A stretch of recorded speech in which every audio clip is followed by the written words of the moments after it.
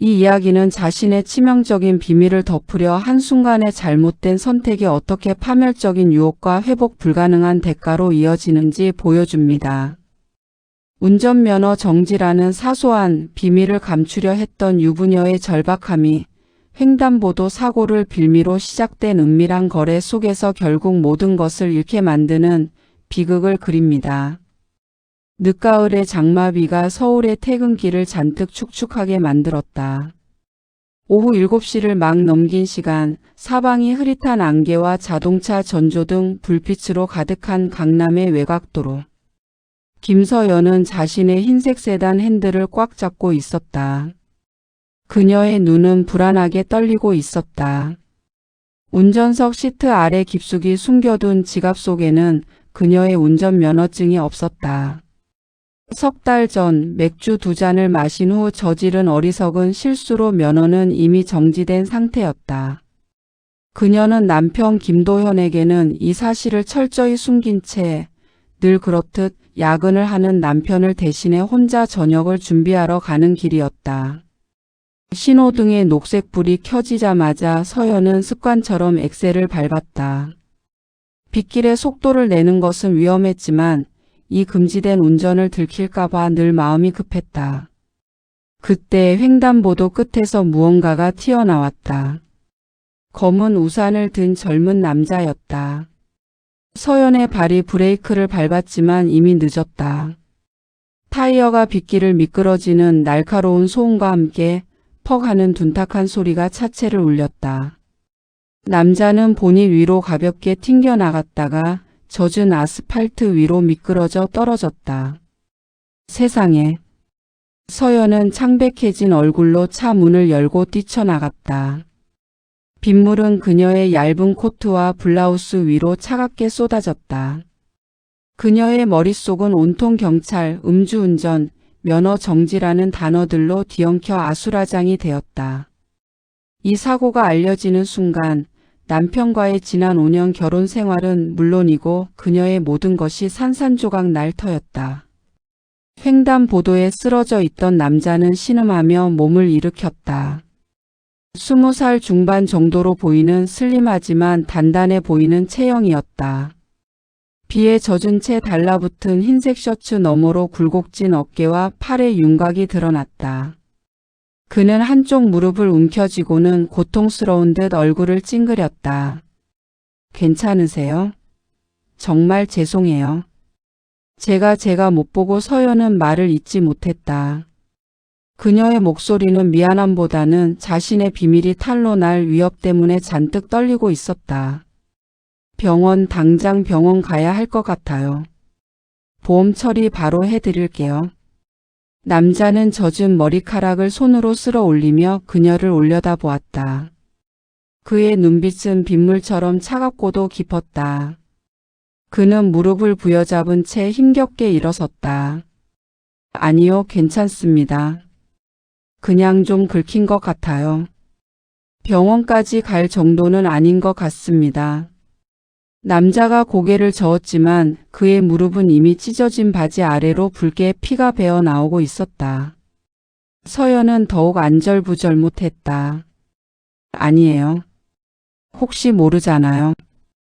일단 근처 응급실이라도. 그녀는 애써 냉정함을 유지하려 했지만 그녀의 떨리는 손이 그럴 수 없음을 증명하고 있었다. 남자는 서연을 위아래로 훑어보았다. 잘 관리된 외모와 비싼 옷차림 그리고 명품 가방. 그가 그녀의 왼손 약지에 끼워진 결혼 반지를 흘끗 보았다. 그리고는 의미심장한 미소를 지었다. 병원 가면 보험사 부를 거고 경찰도 와야겠죠. 기록이 남을 테고. 누나 아니 사모님에게도 복잡한 일이 생길 수도 있을 것 같은데. 서연의 심장이 쿵 내려앉았다. 그의 말에 날카로운 촉이 있었다. 마치 그녀의 깊은 속사정을 꿰뚫어 보는 듯한 느낌이었다. 무슨 말씀이세요? 서연이 불안한 목소리로 물었다. 남자는 주변을 한번 둘러보았다. 이 외곽 도로는 차량 통행은 많았지만 인도에는 행인이 거의 없었다. 비는 계속 내리고 있었다. 저는 지금 당장 합의하고 싶습니다. 저도 딱히 골치 아파지고 싶지 않거든요. 그가 낮은 목소리로 속삭였다. 합의금으로 병원비와 위자료를 포함해서 근처에서 저랑 잠깐 있어 주시면 돼요. 딱 1시간만요. 그 정도면 이 일 깔끔하게 끝낼 수 있을 것 같습니다. 서연의 귀에는 빗소리가 아닌 자신의 심장이 터질 듯이 뛰는 소리만 들렸다. 뭐라고요? 지금 장난하세요? 경찰에 신고할 거예요. 이런 말도 안 되는. 신고하시면요? 남자는 피가 배어 나오는 무릎을 슬쩍 가리키며 말했다. 저는 병원에 누워 진단서 끊을 거고요. 사모님은 음주운전 아니 면허 정지 상태로 운전하다가 사람 친 것부터 시작해야겠죠. 이거 뺑소니 아니에요. 그런데도 이 사실이 남편분께 알려줘도 괜찮으시겠어요? 남자의 눈빛은 확신에 차 있었다. 서연은 온몸에 피가 식는 것을 느꼈다. 그가 어떻게 자신의 면허 정지 사실을 알고 있는지는 중요하지 않았다. 중요한 것은 그가 지금 그녀의 가장 치명적인 약점을 잡고 있다는 사실이었다. 남편에게는 상상도 할 수 없는 불명예와 배신이었다. 서연은 떨리는 손으로 입을 틀어막았다. 지난 2년간 남편과의 관계는 일 때문에 건조해진 지 오래였다. 늘 피곤하다는 핑계, 지쳐 보인다는 변명. 부부의 잠자리는 형식적이었고 그녀는 늘 채워지지 않는 갈증 속에 살고 있었다. 그리고 지금 눈앞에 이 젊고 젖은 남자. 그의 웃음은 그녀의 내면에 잠자고 있던 어떤 욕망을 날카롭게 건드렸다. 공포와 함께 알 수 없는 일탈의 유혹이 그녀를 감쌌다. 어떻게 알았어요? 서연이 겨우 입을 뗐다. 알 필요는 없죠. 그냥 저는 지금 아픕니다. 그리고 사모님은 지금 법을 어기고 운전하고 계셨고요. 남자는 결정타를 날렸다. 결정하세요. 딱 1시간만 이 빗속에서 떨지 않고 이 모든 일을 조용히 끝낼 수 있습니다. 아니면 지금 당장 경찰을 부르시든가요. 빗물은 점점 더 세차게 내리쳤다. 서연은 절망적인 침묵 속에서 젊은 남자의 몸에 젖어 달라붙은 셔츠와 그의 눈빛 속에 담긴 묘한 흥분을 응시했다. 결국 그녀는 고개를 떨구었다. 그녀의 유일한 비밀을 지키기 위한 치명적인 거래가 시작된 순간이었다. 김서연은 젖은 머리를 한 손으로 쓸어 올리며 깊은 한숨을 내쉬었다. 입술이 바싹 말라붙어 있었다. 그녀의 눈빛은 불안과 굴욕감 그리고 낯선 기대감으로 복잡하게 흔들렸다. 눈앞의 젊은 남자는 그녀의 절박한 심정을 정확히 꿰뚫고 있었다. 면허 정지 상태에서 사람을 쳤다는 사실이 남편 김도현에게 알려지는 순간 그녀의 평온했던 삶은 무너질 터였다. 좋아요. 서연은 거의 속삭이듯 대답했다. 당신이 원하는 대로 해요. 대신 이 일은 우리 둘만의 비밀이어야 해요. 누구에게도 절대 발설하지 않겠다는 약속을 해야 해요. 남자는 그제야 만족스러운 미소를 지었다. 빗물을 털어내며 그는 서연의 차 조수석 문을 열었다. 걱정 마세요. 저는 제 합의금만 받으면 됩니다. 저도 복잡해지는 건 딱 질색이에요. 서연은 조수석에 올라타는 남자의 움직임을 멍하니 지켜보았다. 그의 젖은 바지에서 물이 떨어져 시트에 스며들었다. 그녀는 그 모든 것을 무시한 채 운전대를 잡았다. 어디로 가야 하죠? 그녀의 목소리는 여전히 떨리고 있었다. 여기서 5분 거리에 블루문 모텔이 있어요. 이 동네에서 가장 오래되고 눈에 잘 띄지 않는 곳이죠. 남자는 익숙하다는 듯이 말했다. 그는 다친 무릎을 조심스레 들어 올리며 서연에게 길을 안내했다. 그의 무릎 주위의 바지는 이미 붉은 피와 빗물로 얼룩져 있었다. 모텔은 간판에 네온사인이 희미하게 깜빡이는 허름한 건물이었다. 주차장 입구는 차량 통행이 적어 왠지 모르게 음침한 기운마저 느껴졌다. 서연은 차를 가장 구석진 곳에 세웠다. 그녀는 차마 고개를 들지 못했다. 마치 도망쳐 나온 범죄자처럼 주변을 살피는 자신의 모습이 낯설었다. 제가 가서 방을 잡을게요. 남자는 말했다. 사모님은 여기서 잠시만 기다려 주세요. 잠깐만요. 서연은 지갑을 꺼내 현금 5만 원짜리 지폐 몇 장을 꺼냈다. 이걸로 반갑하세요. 남자는 지폐를 받으며 그녀의 손등을 살짝 스쳤다. 짧은 접촉이었지만 서연의 몸에 낯선 전율이 흘렀다. 그 접촉이 마치 오랫동안 메말랐던 감각을 깨우는 듯 했다. 남자는 지폐를 받아들고 어둠 속으로 사라졌다. 서연은 차 안에서 5분 남짓을 기다렸다. 이 짧은 시간이 마치 영원처럼 느껴졌다. 그녀의 머릿속에서는 남편의 모습과 이 젊은 남자와의 은밀한 거래가 끊임없이 충돌했다. 죄책감과 동시에 지난 몇 년 동안 느껴보지 못했던 가슴 뛰는 흥분이 그녀를 지배했다. 잠시 후 남자가 돌아와 조수석 문을 열었다. 방 잡았어요. 307호입니다. 서연은 시동을 끄고 차에서 내렸다. 그녀는 외투를 여미고 일부러 남자를 쳐다보지 않았다. 두 사람은 조용히 엘리베이터를 탔다. 좁은 공간 안에서 남자의 젖은 몸에서 풍기는 흙냄새와 낯선 젊음의 채취가 섞여 서연의 코끝을 자극했다. 엘리베이터가 3층에 멈추고 307호 앞에 섰을 때 남자가 그녀에게 먼저 열쇠 카드를 건넸다. 먼저 들어가세요. 서연은 떨리는 손으로 카드를 대고 문을 열었다. 방 안은 예상했던 것보다 훨씬 더 침침하고 습했다. 환기가 잘 안 되는 듯한 냄새와 함께 붉은색과 보라색이 섞인 묘한 조명이 방 안을 은은하게 비추고 있었다. 문을 닫자마자 남자는 뒤돌아 서연을 바라보았다.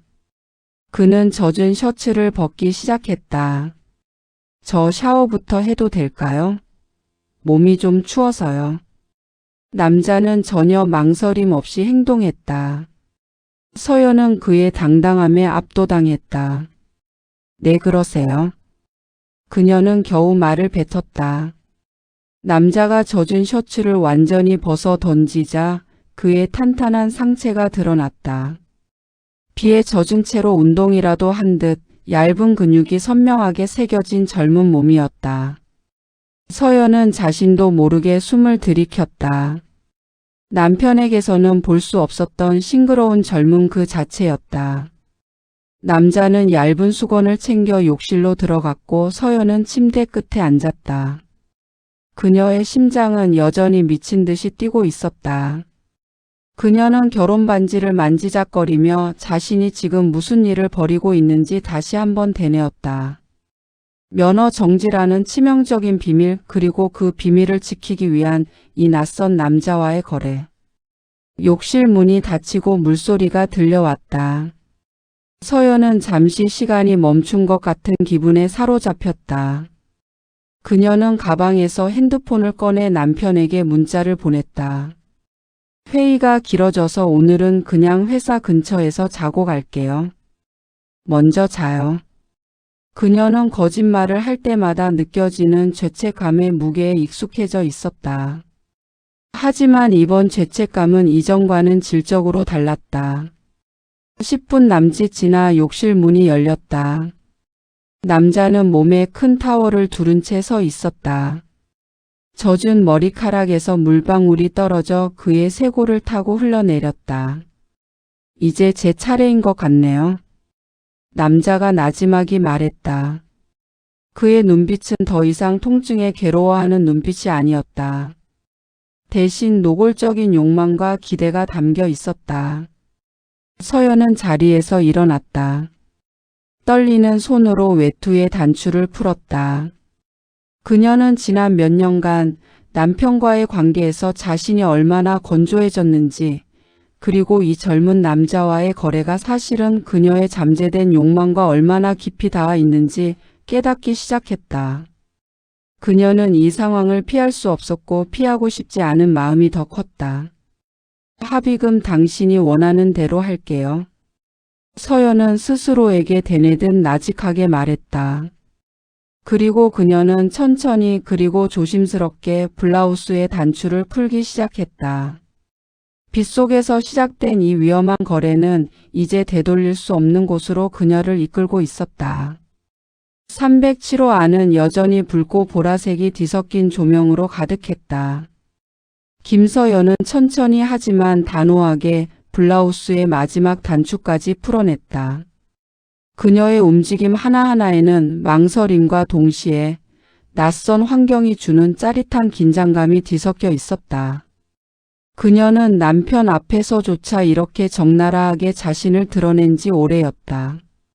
남자는 침대 옆에 서서 그녀의 행동을 말없이 지켜보았다. 그의 몸에는 여전히 타월 한 장만이 걸쳐져 있었다. 샤워를 막 끝낸 그의 피부는 촉촉했고 낯선 비누향이 방 안을 채웠다. 서연이 블라우스를 벗어 침대 옆 의자에 걸치자 남자의 시선이 그녀의 하얀 목선과 가슴골에 머물렀다. 와, 남자는 나지막이 탄성을 흘렸다. 그 소리는 칭찬이라기보다는 순간적으로 터져나온 본능적인 감탄에 가까웠다. 진짜 아름다우세요. 화면에서 본 배우 같아요. 서연은 얼굴이 화끈 달아올랐다.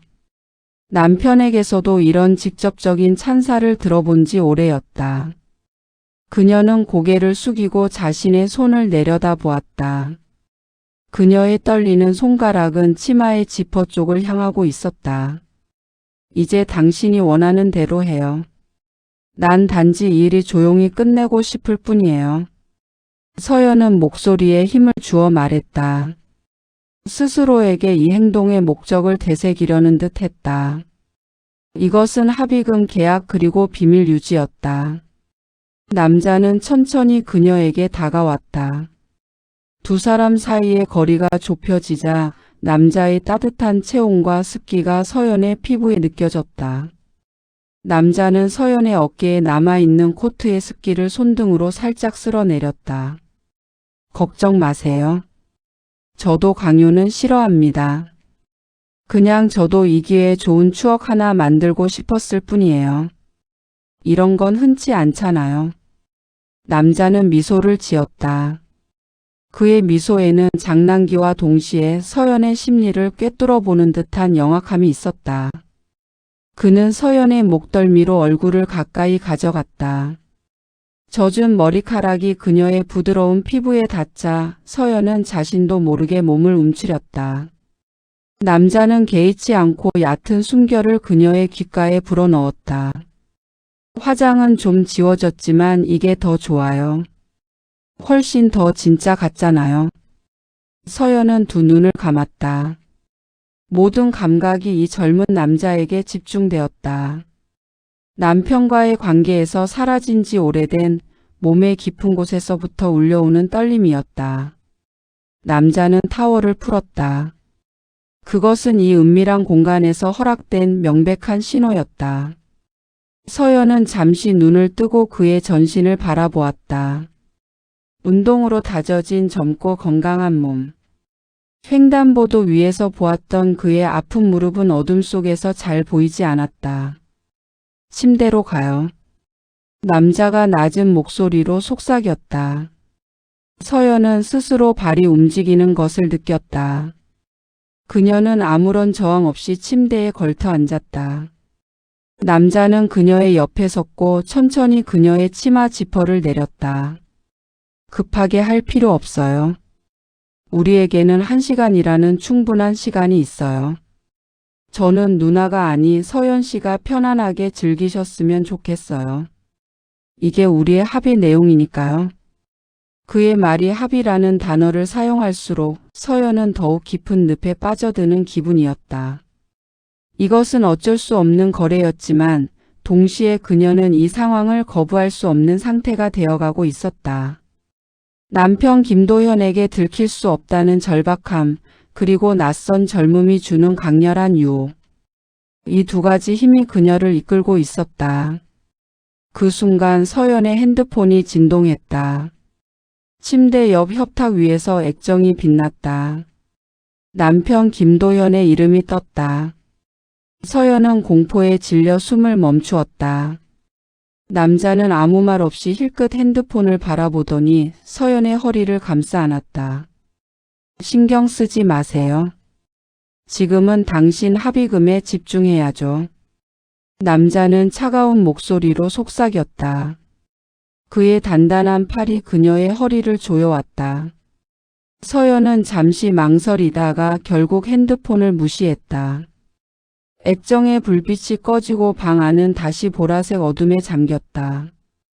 그녀의 머릿속에서 남편의 존재는 순식간에 지워졌다. 지금 그녀에게 중요한 것은 오직 이 젊은 남자와 이 방 안의 시간뿐이었다. 남자는 서연의 남은 옷가지들을 섬세하게 벗겨냈다. 그의 손길은 능숙하면서도 조심스러웠고 그녀의 몸에 닿을 때마다 서연은 낯선 전율을 느꼈다. 그가 건네는 몸짓 하나하나에 서연은 오랫동안 잊고 지냈던 여성으로서의 감각이 깨어나는 것을 느꼈다. 정말 완벽해요. 남자가 속삭였다. 합의금으로 이 정도면 제가 오히려 고맙죠. 그의 말은 이 상황을 끊임없이 합의라는 현실의 틀 안에 가두고 있었지만 서연은 그 단어조차 더 이상 거슬리지 않았다. 그녀는 눈을 감고 낯선 젊음이 주는 뜨거움과 에너지를 온몸으로 받아들였다. 시간이 얼마나 흘렀을까? 모텔 방의 보라색 조명 아래 서연은 이 모든 것이 자신이 음주운전으로 면허 정지 상태였다는 사실을 숨기기 위해 시작된 일임을 잠시 잊었다. 그녀는 그저 오랜만에 느껴보는 짜릿하고 뜨거운 현실 속에서 숨쉬고 있었다. 침묵만이 가득한 방 안에서 오직 두 사람의 숨소리와 젊은 남자의 간헐적인 목소리만이 울려 퍼졌다. 아직 30분 남았습니다. 아직 시간이 충분해요. 그 말은 이 짧은 시간이 끝나면 그녀는 다시 일상으로 돌아가야 한다는 것을 상기시키는 잔인한 알림이기도 했다. 하지만 지금 이 순간 김서연에게는 오직 젊은 남자의 손길과 그녀를 둘러싼 이 비밀스러운 공간만이 존재했다. 그녀는 그 모든 것을 온전히 받아들이고 있었다. 그녀의 유일한 비밀이 새로운 욕망을 낳고 있었다. 모텔 블룸은 307호의 시간은 멈춘 듯 흘렀다. 보라색 조명은 두 사람이 만들어내는 열기로 인해 더욱 농밀해진 공간을 감싸 안았다. 서연은 자신이 누구인지, 왜 이 자리에 와 있는지, 그리고 남편 김도현에게 얼마나 큰 죄책감을 느끼고 있는지조차 잊은 채 오직 젊은 남자의 존재에만 집중했다. 남자는 침대 옆 탁상 시계를 흘끗 보았다. 작은 디지털 숫자가 붉게 빛나고 있었다. 합의된 1시간이 이제 채 10분도 남지 않은 상황이었다. 시간이 거의 다 되었네요. 남자가 나직하게 속삭였다. 그의 목소리에는 아쉬움이 짙게 배어 있었다. 서연은 숨을 들이켰다. 남자의 말이 멈추자마자 그녀의 머릿속은 다시 차가운 현실로 돌아왔다. 횡단보도의 빗소리, 면허 정지, 그리고 이 모든 것을 덮기 위해 치른 치명적인 대가. 이제 그만해야죠. 서연은 겨우 목소리를 냈다. 그녀의 목소리는 갈라져 있었고 마치 꿈에서 깨어난 사람처럼 멍했다. 남자는 그녀를 바라보았다. 아까의 능글맞거나 영악했던 표정은 사라지고 순수한 아쉬움이 담긴 젊은 남자의 얼굴만 남아 있었다. 정말 아쉽습니다. 서연 씨. 남자가 말했다. 그는 자신의 몸을 정리하기 시작했다. 그는 수건을 다시 집어들고 젖은 머리카락을 대충 털어냈다. 솔직히 처음에는 그냥 돈으로 합의 보려고 했는데 서연 씨가 너무 아름다워서 제가 조금 욕심을 부렸어요. 죄송합니다. 괜찮아요. 서연은 떨리는 손으로 자신의 옷가지들을 주워 들었다. 어차피 내가 먼저 잘못한 거였으니까. 내 잘못을 덮으려고 했던 일이니까. 남자는 그녀가 옷을 입는 모습을 물끄러미 지켜보았다. 그녀의 블라우스 단추를 하나하나 채우는 손길은 아까와 달리 어딘가 조심스럽고 무거운 죄의식을 담고 있는 듯 했다. 저 때문에 혹시 부부 사이에 문제 생기거나 하진 않을까요? 남자가 조심스럽게 물었다. 서연은 잠시 멈칫했다. 나랑 당신의 합의는 여기까지예요. 그 이후의 일은 내가 알아서 할 일이고. 그녀는 일부러 매정하게 대답했다. 이 관계가 더 이상 복잡해지는 것을 원치 않았다. 이 일은 여기서 완전히 깔끔하게 끝내야만 했다. 남자는 끄덕였다. 그도 그녀의 경계를 이해한 듯 했다. 남자는 침대 옆 바닥에 떨어져 있던 자신의 축축한 옷을 주워 들었다. 찢어진 바지 무릎 부분이 더욱 선명하게 보였다. 그럼 저는 이만 가보겠습니다. 저는 약속대로 이 일에 대해서는 절대 누구에게도 발설하지 않을 겁니다. 특히 사모님의 운전면허 상태에 대해서도요. 남자가 마지막으로 약속을 확인시켜 주었다. 서연은 이미 다 채워 넣은 블라우스 위로 코트를 걸쳤다. 그녀는 지갑에서 현금 10만 원을 더 꺼내 침대 위에 놓았다. 이건 당신이 다친 것에 대한 위자료예요. 방금의 합의와는 별개로. 서연은 일부러 남자의 눈을 똑바로 쳐다보며 말했다. 이것이 그녀가 자신의 죄책감을 덜어낼 수 있는 유일한 방법이었다. 남자는 돈을 보더니 잠시 머뭇거렸다. 그리고는 천천히 그 돈을 집어들었다. 고맙습니다. 남자는 꾸벅 고개를 숙였다. 그는 다시 한번 서연을 빤히 바라보았다. 그의 눈빛은 짙은 아쉬움 그리고 묘한 승리감으로 가득 찬 것처럼 보였다. 혹시 나중에라도 연락할 일은 없겠죠? 다시 마주치는 일도 없었으면 좋겠고요. 서연이 불안한 듯 물었다. 남자는 가볍게 어깨를 으쓱했다. 인생은 모르는 거죠. 하지만 저는 제 합의금은 충분히 받았고 서연 씨의 비밀도 절대 발설하지 않을 겁니다. 이만 가보겠습니다. 남자는 문을 열고 밖으로 나섰다. 문이 닫히는 순간 307호의 보라색 조명은 더욱 짙은 어둠을 토해내는 듯 했다. 서연은 잠시 동안 그 자리에 멍하니 서 있었다. 방 안에는 여전히 젊은 남자의 채취와 낯선 비누 향이 남아 있었다. 그녀는 천천히 침대 위로 걸어갔다. 방금까지 젊은 남자와 함께 누워있던 그 침대에 그녀는 온몸이 나른했고 동시에 뼛속까지 시린 듯한 공허함을 느꼈다. 몸은 뜨거웠지만 마음은 차가웠다. 서연은 핸드폰을 집어들었다. 남편 김도현에게서 온 문자 메시지가 여러 개 도착해 있었다. 무슨 일 있어? 왜 전화 안 받아? 운전 조심해. 비 많이 온다. 서연은 마지막 문자를 읽자마자 눈물이 핑 돌았다. 운전 조심하라는 남편의 걱정이 지금 그녀가 저지른 모든 일들과 너무나도 극명하게 대비되었다. 그녀는 남편에게 말할 수 없는 비밀을 또 하나 늘린 셈이었다. 면허 정지라는 비밀을 덮기 위해 더 크고 치명적인 비밀을 만들어낸 것이다. 그녀는 침대에 걸터 앉아 젖은 머리카락을 만졌다. 비는 이제 그친 듯 했다. 창밖은 고요했고 모텔의 네온사인만이 붉고 푸른 빛을 깜빡이고 있었다.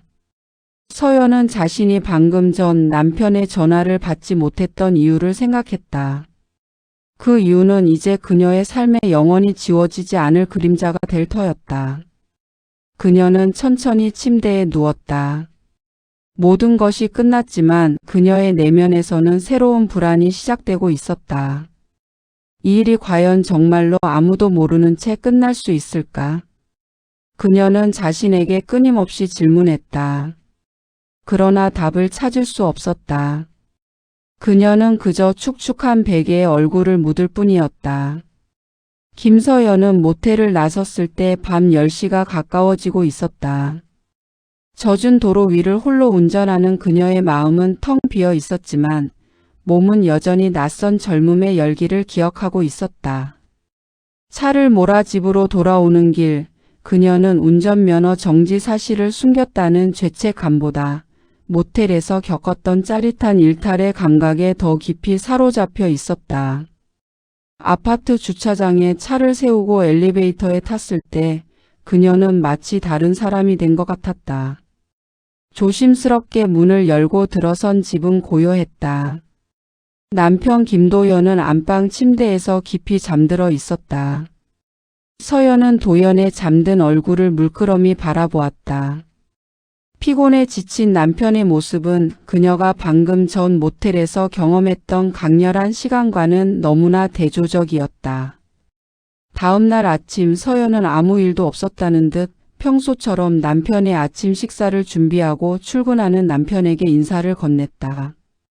도연은 간밤에 연락이 안 되었던 것에 대해 피곤한 목소리로 걱정했어.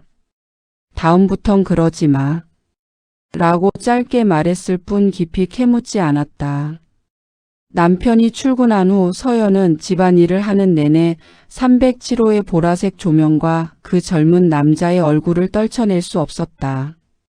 그의 이름조차 모르면서 그녀는 그와의 짧은 시간이 남긴 여운에 깊이 중독되어 있었다. 그녀는 결국 자신의 이성을 짓누르는 충동을 이기지 못했다. 점심시간이 지났을 무렵 서연은 자신의 차에 남겨져 있던 쪽지를 꺼냈다. 거기에는 이준호 H대학교 경제학과라는 이름과 함께 전화번호만 덩그러니 적혀 있었다. 그가 대학생이라는 사실을 다시 확인하자 그녀의 가슴은 더욱 격렬하게 뛰었다. 서연은 떨리는 손으로 번호를 눌렀다.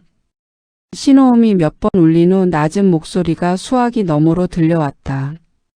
여보세요? 저 김서연이에요.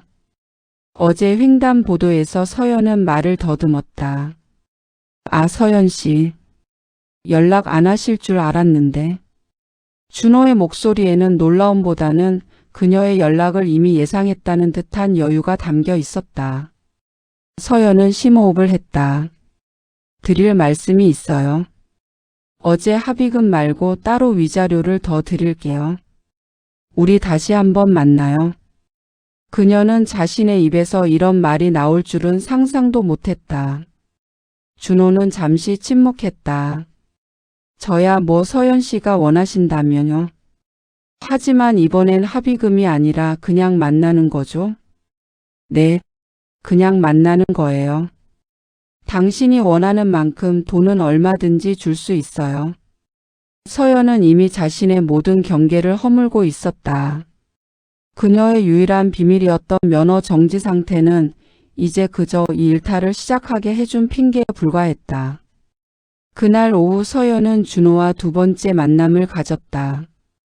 이번에는 그녀가 직접 예약한 훨씬 고급스럽고 은밀한 호텔이었다. 그녀는 준호와의 만남을 통해 지난 몇 년간 남편과의 관계에서 채우지 못했던 공허함과 억눌렸던 욕망을 해소하려 했다. 준호는 그녀의 모든 것을 받아들였고 서연은 그 젊음의 열기에 완전히 사로잡혔다. 한편 이준호의 평범한 대학생 여자친구인 나은은 최근 준호의 행동 변화를 예민하게 감지하고 있었다. 준호는 갑자기 주머니 사정이 넉넉해졌고 고가의 새 옷을 입기 시작했다. 무엇보다 밤늦게 들어오는 일이 잦아졌고 전화통화는 늘 밖에서 몰래 하곤 했다. 준호야, 너 요즘 무슨 일 있어? 왜 자꾸 늦게 들어와? 과외라도 새로 시작했어? 나은이 불안한 눈빛으로 물었다. 아니야, 그냥 학교 동아리 일 때문에 좀 바빠. 논문 준비도 해야 하고. 준호는 늘 똑같은 핑계를 댔지만 그의 눈빛은 어딘가 불안해 보였다. 나은은 결국 의심을 멈출 수 없었다. 그녀는 준호에게서 어떤 비밀이 숨겨져 있다는 확신에 사로잡혔다. 그녀는 알고 지내던 사설 탐정 박민규에게 연락했다. 박민규는 나은의 아버지와 친분이 있어 나은의 부탁을 거절하지 못했다. 준호 오빠 좀 미행해 주세요. 어디서 누구를 만나는지 뭘 하는지 전부요. 비용은 제가 어떻게든 마련할게요. 나은은 탐정에게 간절하게 부탁했다. 탐정 박민규는 며칠 동안 준호를 미행했다. 그리고 준호가 매번 다른 고급 승용차를 타고 오는 중년 여성과 은밀한 장소에서 만나는 것을 포착했다. 그 여성은 김서연이었다. 탐정은 준호와 서연이 만나는 장소, 주고받는 은밀한 대화의 일부, 그리고 서연이 준호에게 건네는 두툼한 돈 봉투 사진까지 전부 증거로 확보했다. 특히 서연의 흰색 세단이 횡단보도 사고 이후 수리된 흔적이 있다는 사실, 그리고 그녀가 면허 정지 상태였다는 소문까지 뒷조사를 통해 알아냈다. 나은은 탐정의 보고를 듣고 충격에 휩싸였다.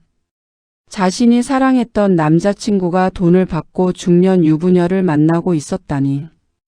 그것도 단 한 번이 아니라 지속적인 관계를 유지하고 있었다는 사실에 몸이 떨렸다. 탐정 박민규는 나은에게 증거 사진과 녹취 파일을 건네주며 말했다. 나은 씨, 이 증거는 충분합니다.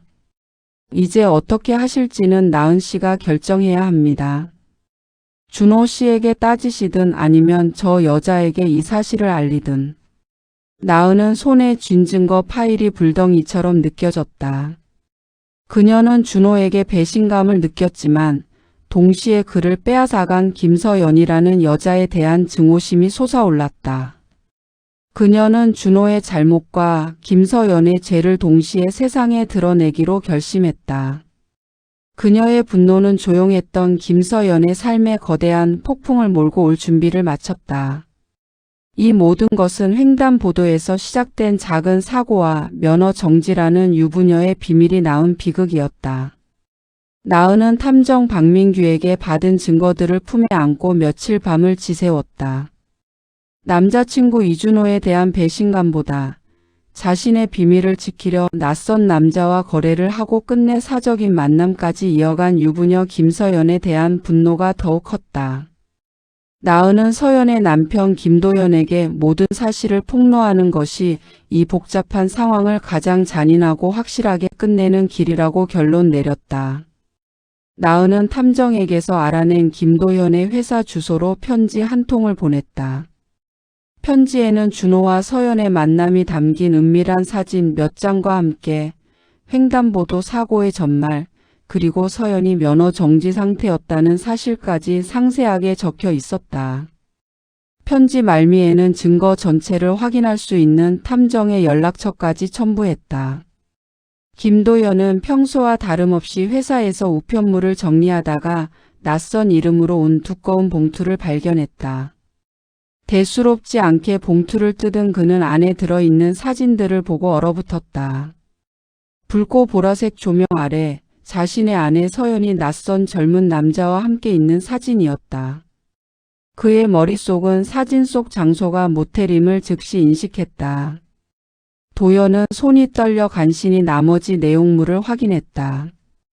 편지에는 아내가 교통사고를 덮으려 대학생을 돈으로 매수했고 그 대가로 몸을 허락했으며 심지어 그 시작이 아내의 면허 정지 중 무면허 운전이라는 충격적인 사실까지 담겨 있었다. 도연은 그 자리에서 피가 거꾸로 솟는 듯한 분노와 배신감을 느꼈다. 그가 가장 믿고 의지했던 아내가 그에게 가장 치명적인 거짓말과 불륜을 저지른 것이다. 그는 즉시 편지에 적힌 탐정에게 연락했다. 탐정이 보내온 준호와 서연의 더 많은 사진과 통화 녹취 파일, 그리고 사고 관련 기록을 확인한 김도연은 더 이상 이성을 유지할 수 없었다. 그는 그날 저녁 집에 돌아가지 않고 곧장 변호사를 찾아갔다. 김도연이 변호사를 통해 이혼 소송과 상간남 소송을 동시에 제기하면서 김서연의 평온은 산산조각 났다. 소장이 그녀의 회사로 송달되었을 때 서연은 자신이 저지른 모든 일의 결과가 이제 현실로 닥쳤음을 깨달았다.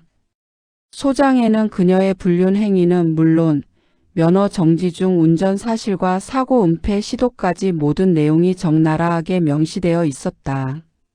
남편은 그녀에게 전화 한 통 없이 모든 대화를 변호사를 통해서만 진행했다.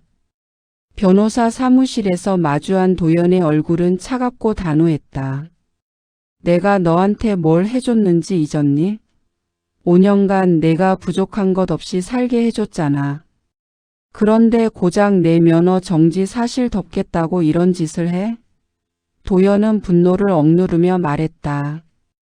더 이상 할 말 없어. 법정에서 보자. 서연은 도연에게 용서를 구하려 했지만 그녀의 말은 변명으로밖에 들리지 않았다. 그녀는 면허 정지라는 작은 거짓말이 불륜이라는 거대한 파국을 낳았다는 사실을 깨달았지만 이미 늦었다. 소송 과정은 김서연에게 절대적으로 불리하게 진행되었다. 탐정이 확보한 증거는 완벽했다. 젊은 대학생 이준호와의 만남 기록, 금융거래 내역, 그리고 횡단보도 사고 기록과 면허 정지 사실까지. 법정에서 준호는 서연에게 돈을 받고 만났다는 사실을 인정했고 서연의 비밀을 알고 이용했다는 점도 부인하지 않았다. 서연은 자신의 모든 사생활과 치부가 만천하에 드러나는 굴욕을 겪어야 했다. 결국 재판부는 김서연의 외도 행위가 혼인관계를 파탄에 이르게 한 주된 원인임을 인정하고 김도현의 이혼 청구를 인용했다. 또한 이준호에게도 상간남으로서 상당한 위자료를 지급하라는 판결을 내렸다. 김서연은 이혼으로 모든 것을 잃었다. 결혼 생활 동안 쌓았던 재산의 대부분은 남편에게 돌아갔고 그녀는 위자료까지 지급해야 했다. 그녀의 불륜 사실은 지인들 사이에 소문으로 퍼져나갔고 그녀는 직장에서도 결국 사직해야 했다. 이 모든 일은 비 내리던 저녁 횡단보도 위에서 면허 정지 사실을 숨기려 했던 한순간의 잘못된 선택에서 비롯되었다. 김서연은 낯선 젊은과의 은밀한 합의가 자신의 삶을 어떻게 송두리째 파멸시킬 수 있는지 가장 잔혹한 방식으로 깨달아야 했다. 그녀의 손가락에는 더 이상 결혼 반지가 끼워져 있지 않았다. 그녀의 남은 삶은 죄책감과 후회, 그리고 끝없이 따라다닐 불명예의 그림자 속에서 이어질 터였다. 에필로그. 모든 것이 끝난 지 6개월이 흘러 있었다. 김서연의 이혼 소송과 이준호에 대한 상간남 위자료 소송 판결이 확정된 후였다. 준호는 판결에 따라 적지 않은 금액을 서연의 남편 김도현에게 지급해야 했지만 서연으로부터 받은 현금과 지원금 역시 상당했기에 결국 그는 남은 돈을 들고 조용히 서울을 떠나 다른 도시의 대학교로 편입했다. 대학 근처의 한적한 카페. 준호는 창밖을 바라보며 쓴 아메리카노를 마시고 있었다. 그에게 남은 것은 손에 쥔 돈과 나은을 잃은 공허함, 그리고 김서연이라는 유부녀와의 1시간짜리 위험한 합의에 대한 기억뿐이었다. 그는 문득 그 모든 파국의 시작이었던 횡단보도 사고를 떠올렸다. 사실 무릎은 살짝 멍든 정도였고 병원에 갔어도 며칠 치료면 끝날 경미한 사고였다. 하지만 그는 그 사고 순간 그리고 김서연의 눈빛에서 그녀의 절박함을 읽어냈다. 그리고 결정적으로 그는 그녀의 가장 치명적인 비밀을 알고 있었다.